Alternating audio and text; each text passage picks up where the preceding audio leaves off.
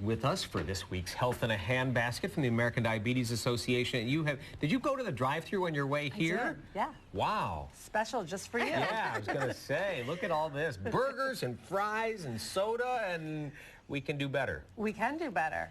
Oftentimes we think that we can't do fast food if we're trying to watch our weight or if we're diabetic. And so what I did today is have 3 examples: a typical meal, a little bit better, and the best choice. Okay. So this meal here is a large burger with a large fry. It's the super size, which we supersize our thighs that way, right?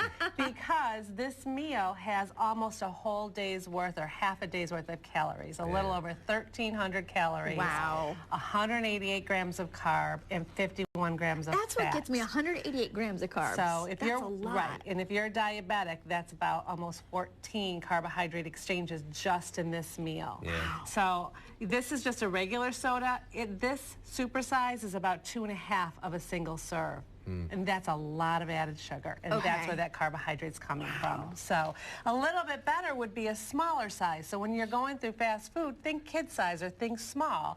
This is a small burger, small fry, and a diet soda. And that's a little bit better. We're down to 470 calories, about 19 grams of fat, and maybe about 5 carbohydrate exchanges there. So a little bit better. Huge difference. Yeah. And again, you know, a lot of sodium in both of these meals. So we have to be careful there. Yeah. The best thing to do is have a small burger and add a salad and some water with some low-fat dressing. You're getting some fiber that's slowing down the digestion. You're getting a whole lot less fat, whole lot less calories. So you're going to feel fuller longer with the fiber. That, absolutely. And so when you're watching your weight, it's okay. And there's lots of other choices too. You know, watch the fried foods.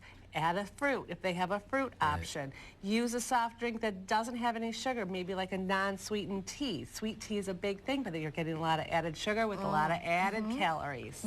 Yeah, and you can make choices even relative to sauces and cheese on something in a fast. I'm a big fan of the chicken wrap. Yeah. But if I have the sauce off, you know, take the sauce off and no cheese, that's a big deal too. Right. A lot of these burgers put mayonnaise base on their burgers. So you, if you just take that off and maybe add mustard or ketchup, you're going to save yourself a lot of fat, calories, and a lot of sodium. And you just do oftentimes the hold the cheese plan. I do the hold the cheese plan on the, like if I'm having, pick one, an egg McMuffin or something like that. I try not to do it too much. Right. Try to limit the number of times you do go through the fast food drive-through, but if you do, you know, that's just a little, because I'm always thinking, you know, trust me, I make a lot of diet mistakes too, but that's something I don't mind missing. Right, but this just kind of proves that when you are forced with having to go through a drive-through, you can make some healthy choices and not, you know, cost the waistline. And oftentimes we do that, you know, you're running late or you just have a day when you're on the go. Maybe the kids are hungry.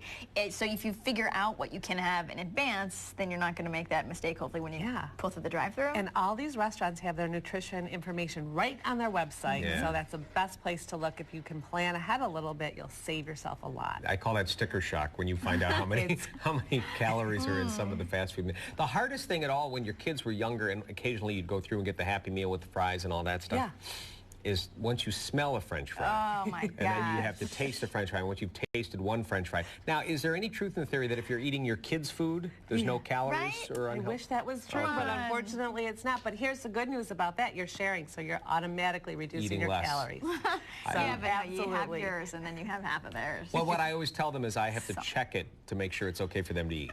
That's been my line for years and years and years, and I'm sticking to it. They're all in their 20s now. Does it still work? No, it doesn't work anymore. But they use it on me. People can find this information. Diabetes.org. We appreciate it. Thanks, and Beth. A lot of her recipes there as well that we've all really made and really enjoyed, by the way. So thanks for bringing those in. I'm glad to hear that. Coming up, more on the big announcement today about photonics in our community. What does the project mean for other businesses? We're going to talk to Mark Peterson from Greater Rochester Enterprise.